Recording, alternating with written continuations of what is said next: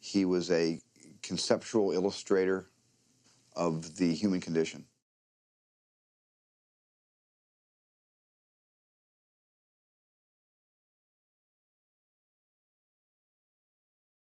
Also interesting is that Alice is associated with water, or the waves, as in the number 3, and William is associated with concrete land, or the object, the number 1. This is reflected, for example, in the way how Alice and William sound. So on that basis, where I'm coming from, Alice's voice contains much more air than William's voice, whose voice has a more earthy character. So you could say that William, being the number 1 and therefore representing the object, has a voice which is much more local, where I'm coming from, than Alice's voice, which sounds more non-local and dreamy. so on that basis, And therefore Alice's female character is not really there. But again, as Eyes Wide Shut is about bothness, Alice's voice also has concrete qualities. Here's an example. Alice's voice here goes from pure air to a voice which contains lots of air, so on that basis, to a very concrete voice. I should conclude that you wanted to fuck those 2 models. Interestingly, when Alice's voice sounds very concrete, the shot switches to William, the male character, right at the moment we hear the word Fuck, fuck, fuck. which again implies the bothness of male and female. Now perhaps the most interesting question is, as Eyes Wide Shut is about the thing in between, or the bothness of things, what kind of character lies in between spirit and matter? Or in a more concrete sense, what kind of character is Helena? As she is a combination of both Alice and William, both spirit and matter. And hereby I make the assumption that Helena is the heart character, the heart that is both spirit and matter. We already saw that Helena was the heart of the family, as her name consists of 13 letters, which places her at the center of the Harford family, as William and Alice Harford consist of 12 and 14 letters respectively. Also, Helena is presented in the middle of Alice and William, but that's something for later on. Let's first watch all the shots in which Helena is presented. First of all, there are exactly 13 shots of Helena where she is seen at home. Then there are another 3 shots of her outside the apartment at the end of the movie. The 3-part harmony seems to play an important role, which interestingly can be connected to the number 13, the 3 parts inside one whole. The first time Helena appears, she is presented in 3 shots. Then in the music sequence, Helena is presented 5 times, and at the 3rd time we see her, she is presented in a series of 3 shots. Again, the number 3 and the 3-part harmony are emphasized. Also interesting is that in this series of 3 shots, Helena first is seen at the left, then at the right, and eventually at the center of the family.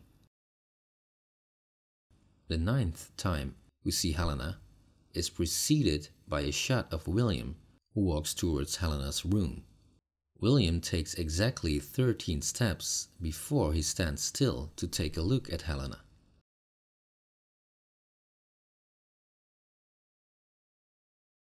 What's interesting in this shot is that Helena is placed between 2 clowns, a blue and a red clown. When the colors red and blue are combined, one gets the color purple. So purple is the color of both red and blue. Therefore it's interesting that we see a purple princess, although in this light it makes the appearance of purple, and the purple princess represents Helena. The color purple also is presented as a combination of red and blue right here in this shot. And here we see William first passing a blue door, and then he stands right in front of a red door. Therefore a woman in purple passes William and Domino. And it's Domino who's also dressed in purple. So what's important is that Helena is introduced by 13 steps, as she herself is the number 13. also important is that Helena is placed in the middle, just as the number 13 lies in the middle of the 12, 13, 14 sequence of the Harford family. Also we see a subtle heart shape. The double bow is made by Helena's shadow. The heart's point is made by Helena's elbow, just as Alice's elbow makes the point of the heart in this shot. The bed itself could be seen as the joint between waking and sleeping, or dreaming. Therefore it could be that the bed is strongly associated with the heart, as the heart also has a joint between two circulation loops.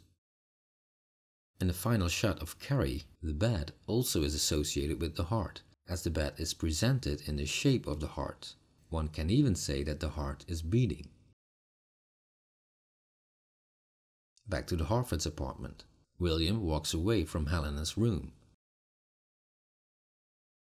And right when he makes his 13th step, we see the shape of the heart, right here. Which we can also see here, as the heart symbol is presented in a very similar way.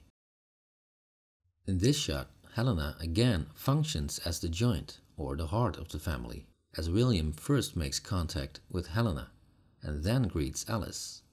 So William, being the number 14, first has to make contact with the number 13, in order to get to the number 12.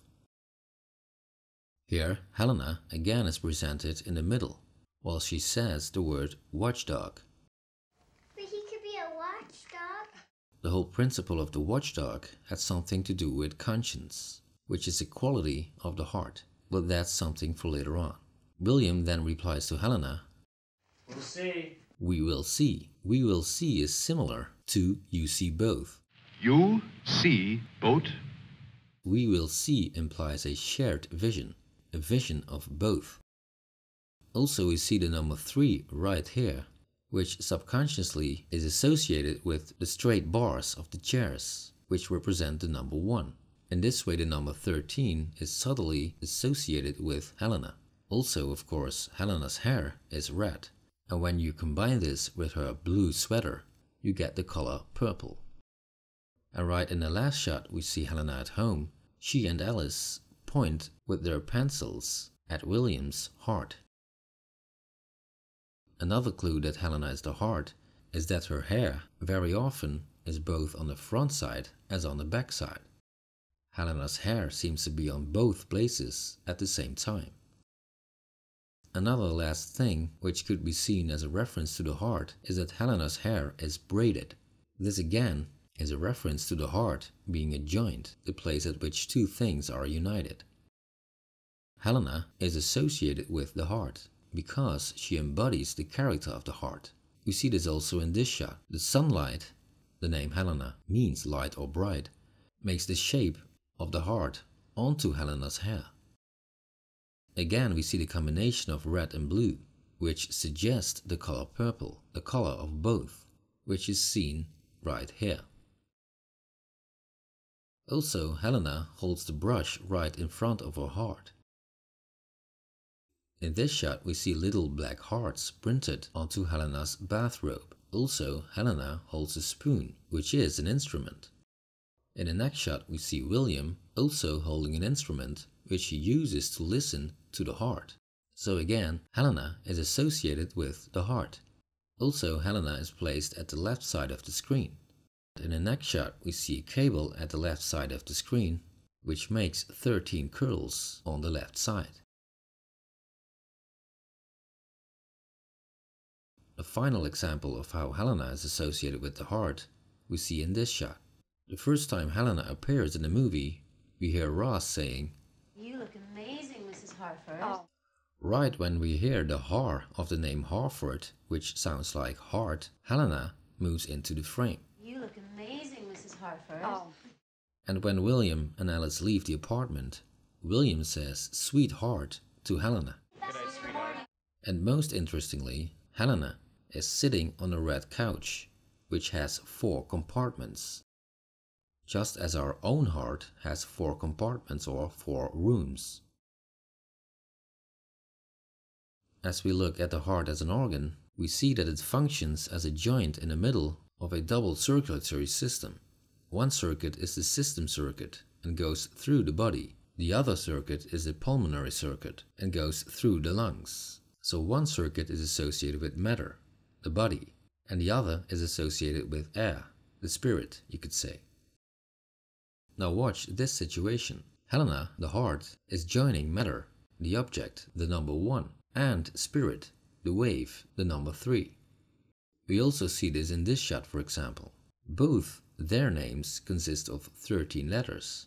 Therefore, they embody the heart, and therefore they join both matter and spirit. Both the number 1 and the number 3. Also, back in this shot, we see a red couch, which represents the heart, while we hear Helena saying, Be good, baby. Bye. Again, the heart is associated with bothness, as it combines both William and Alice. And of course, both words, daddy and mommy, are spoken by Helena, who embodies the character of the heart. The heart always lies at the center, as it joins two things. For example, Milledge's daughter wears a heart-shaped ring, which is held at the center of the image. We see Milledge's daughter and William being joined right at the center of the frame. Again, the heart is the joint, which lies at the center to connect both male and female. Here again, Alice holds a glass champagne against her heart, while she passes Sandor Savost, the number 13, the heart, right at the center of the frame. Eventually, it's Savost who drinks the glass of champagne right at the center of the frame, which means that the heart, in this case the champagne, is both male and female. It's something which is shared. Which leads us to the resemblance between the number 13, the symbol of the heart, and the heart as an organ. All can be related to what Jung said about what it means to be human.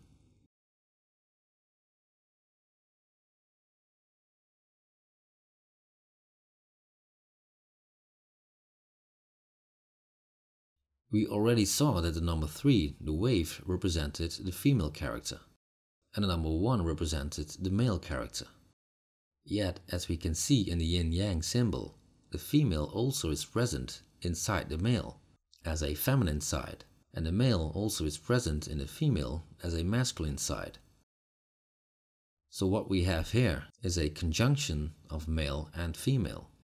Yet the male also has a feminine side, and the female also has a masculine side.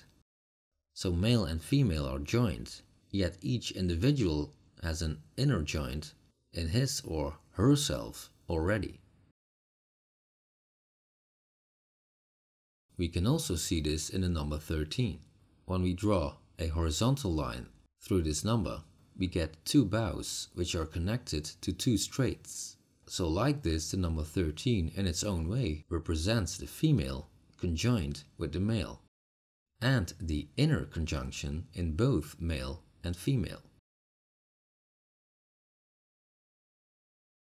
The symbol of the heart in its own way represents male and female conjoined, yet inside both male and female already is an inner joint. This phenomenon is also exposed in this picture. We see Kubrick emphasizing the inner joint, which looks like the letter J. The inner joint we also see in this shot, for example. And it's the inner joint, or J, which is joined at its turn with another J. Then finally, the heart as an organ also joins the female, or the atriums, with the male, the ventricles. In this way, the heart is both an inner and an outer joint. An inner and an outer joint. Also, the atriums, the female, is joined to the ventricles, the male, through the circulatory system. And as we already saw, one system is male and goes through the body, the matter, the object, and the other system is female as it goes through the lungs, the air, the spirit.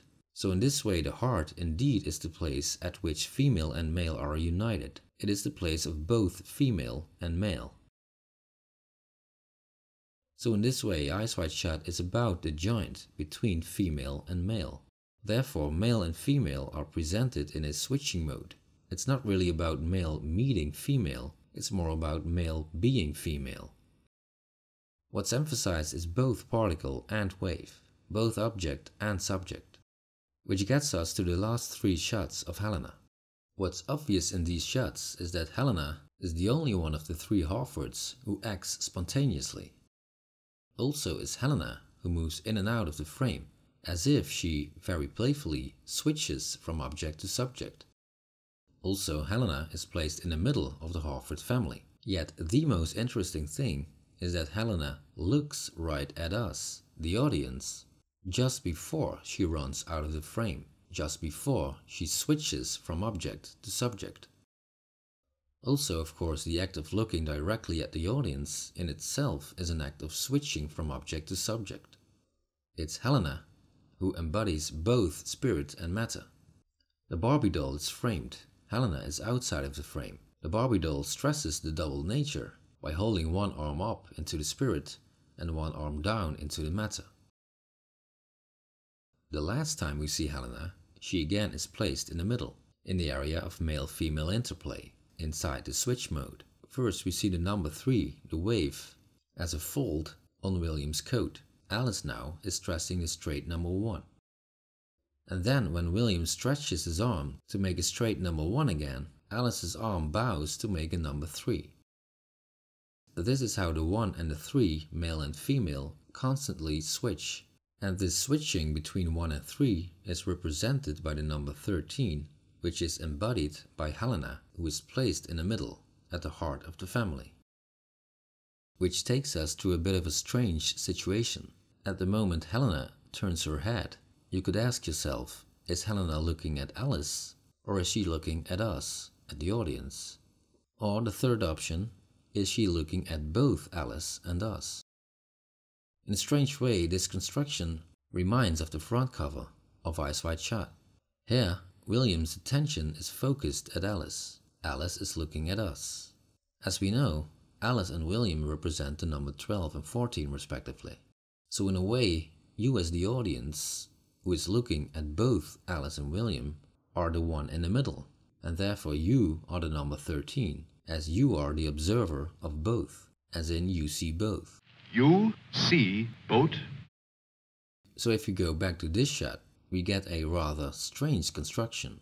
Just like the front cover, it's William focusing at Alice. But now Alice is looking at Helena instead of you. But Helena, just like you, is the number 13. And it's Helena who's not only looking at Alice, but also at you. So in this sense, you and Helena are redeemable, as your perspective is in switching mode with that of Helena. Helena looks at you. You look at Helena. You and Helena, so to speak, are moving to and fro between object and subject. Now you could ask yourself, what's the importance of this? What's the importance of the suggestion that Helena is us? Well, the continuous switch between object and subject reminds of something Kubrick wrote about movie making. Here, Kubrick quite obviously explains how the constant switch between conception and execution, or the constant switch between the wave and the particle, the 3 and the 1, gives him a sense of elation. Kubrick stresses the importance of the collaboration, the process, the constant modification, the to and fro between conception and execution. In other words, Kubrick stresses the importance of both. The thing that Kubrick gave a great sense of elation is bothness. And therefore it seems that Kubrick lets us experience this bothness through his movies. In movie making, it's a to and fro between conception and execution. In movie watching, it's a to and fro between a movie and the observer. And the place where the movie and the observer are joined or united is right in the middle. So Helena looking at you means you looking at Helena, which is a moment that logically goes straight through the heart, as the heart itself is the ultimate joint. Yet, this does not mean that you and Helena are actually united. The great sense of elation comes from a to and fro between, not from the experience of eternal unity. Therefore, Helena walks away from you. And it's exactly this walking away that gives this sense of elation. It's the to and fro, not the unity. I never did understand why you walked away. No? It's a nice feeling. I do it a lot.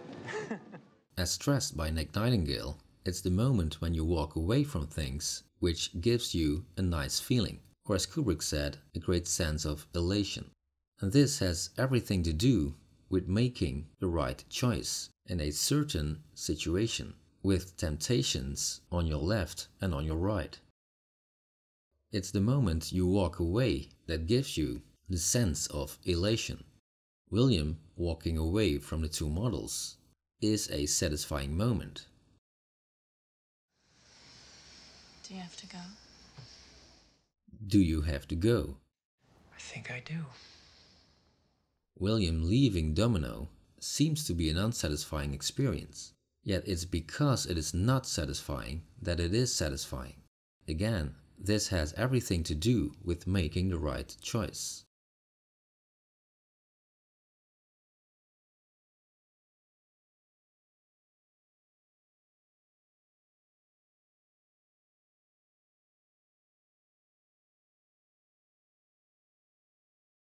Making the right choice has everything to do with our hearts. William takes 13 steps to see Helena, the heart. His point of view becomes our point of view. What we see is a reflection of the heart. What we see is our conscience. Conscience has to do with right actions. It's a combination of action and thought, of matter and spirit. It's a combination of the actual object and the virtual wave, a combination of the 1 and the 3, which come together in the heart, the number 13. But he could be a watchdog. The heart indeed, as Helena says, is a watchdog. Synonyms for watchdog are supervisor, guardian, babysitter. Synonyms for conscience are superego, principles, and inner voice. All these other people around us. William is the watchdog, who reflects onto his condition to become aware of his conscience, which is seated into his heart, Helena. Interestingly, Helena looks very innocent. Now there is a book entitled Conscience l'innocent, written by Alexandre Dumas. What's interesting is that Helena, at the beginning of the movie, wants to watch The Nutcracker? and it was Dumas who wrote The Nutcracker as an adaptation of Hoffman's story The Nutcracker and the Mouse King. In Conscience l'innocent, there is a great spontaneity, a freshness in the feelings and behaviors of the protagonists. The main protagonist's name is Conscience the Innocent because he does not know how to lie. He takes life as it comes. Helena is like Conscience the Innocent. Helena makes the impression that she doesn't know how to lie. She takes life as it comes. She is spontaneous. Hi, Daddy. Hi. Helena pretty much embodies everything William should be. Therefore, Helena is William's conscience. Schopenhauer considered that the good conscience we experience after an unselfish act verifies that our true self exists outside our physical person. And I think that in Eyes Wide Shut, this is translated onto the screen. It seems to be that the middle of the screen is the place of the unselfish act. It's the place which is characterized by bothness, by sharing, by interaction, by the interplay between female and male. Therefore, the screen's central part is the place of the heart. It's the place where our conscience becomes sensible.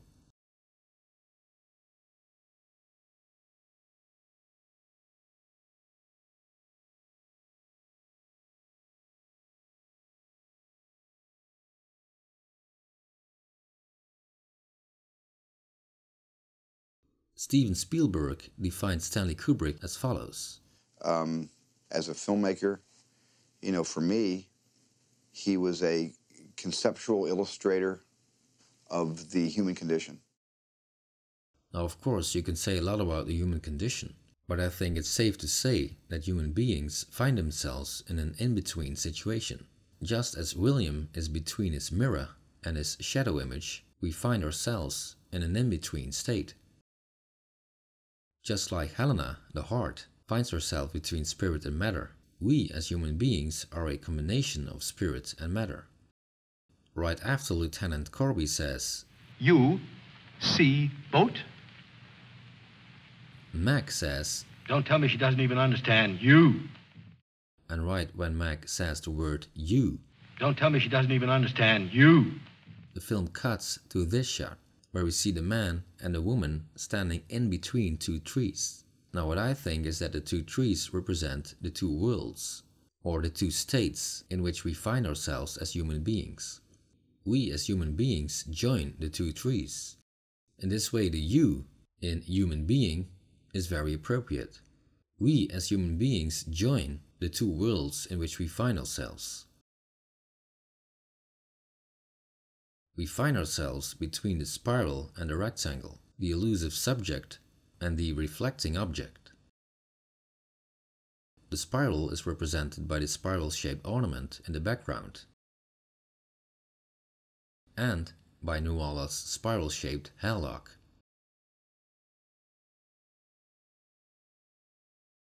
The reflecting rectangle is represented by Gail's dress with all the little reflecting particles. William finds himself between both Nuala, the elusive subject, and Gail, the reflecting object. Both subject and object are joined in William's heart, which lies in the middle.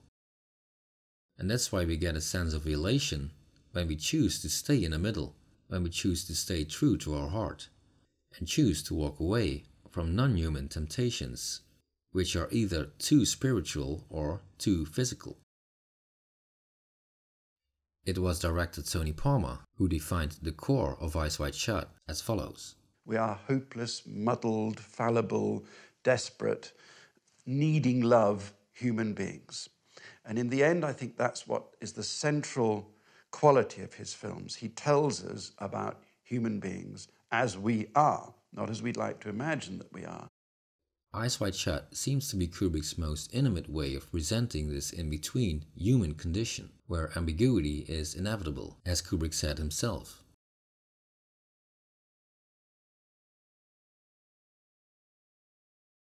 We as human beings already have an ambiguous perspective, a perspective of both, a joint perspective. That's why Lieutenant Corby looks straight at you when he says, You see boat? and that's why Alice looks straight at you, at the one who sees both. Because we find ourselves in middle ground, our perspective has a blind spot right in the middle, because that's where we are. As human beings, we can only watch outwards to see the two worlds in which we find ourselves. That's why our mind can only see one image at a time. Our mind switches from one perspective to another. Just like Jack switches from the young woman to the old lady. He never sees them both. However, when Jack closes his eyes, he turns inwards, and it's inside where Jack feels the bothness of the young and old lady. When Jack has his eyes closed, he feels his own human condition, which Kubrick defined as bittersweet. His understanding of humans was that we are very bittersweet. When William approaches the college kids, he walks from right to left, and it's his intention to pass the group. In Traumnovelle 1969, we see Fridolin walking from left to right. Combine these two shots, and you see that William and Fridolin cross each other to meet in the middle. And that's what seems to be the message of these two shots. When you walk right through it, you show courage, and then you feel you are alive. Don't pass it, go through it. In going through, you feel both sides at once. You feel both spirit and matter, just as the heart feels both sides at once, both bitter and sweet. And it's the heart which feels bitter and sweet at the same time. It's the bittersweet of life, which you feel when you walk right through something. Watch how these two men switch from black to white, how they are both black and white at the same time. It's the heart inside of us which can sense the bittersweet of life. That's why we hear the sound of the heart in room 237.